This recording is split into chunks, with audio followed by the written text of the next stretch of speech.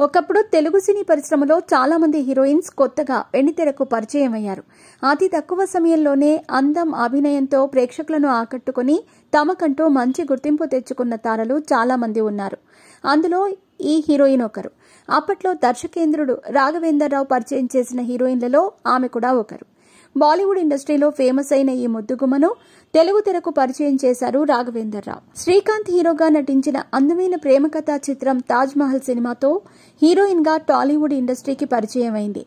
ఆ తర్వాత వరుసగా తెలుగులో సినిమాలు చేసిన ఈ అమ్మడుకు అదే సమయంలో హిందీలోనూ అవకాశాలు అందుకుంది. ఆ హీరోయిన్ పేరే మోనికా బేడి.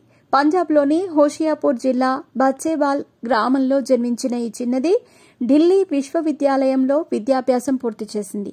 ఆమె తల్లిదండ్రులు 1979లో నార్వేలోని డ్రామెన్కి మారారు.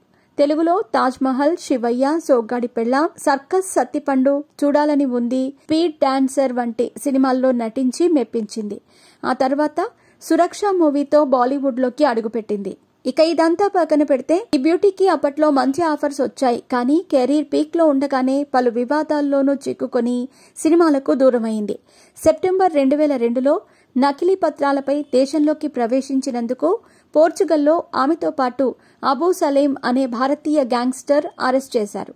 ఆ తర్వాత ఆమె జైలు శిక్ష సైతం అనుభవించింది.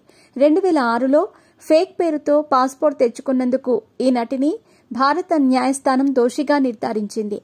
ఇలా వరుస వివాదాల్లో చిక్కుకుని కెరీర్ నాశనం చేసుకుంది. ప్రస్తుతం సోషల్ మీడియాలో ఈ బ్యూటీ ఫొటోస్ వైరల్ అవుతున్నాయి.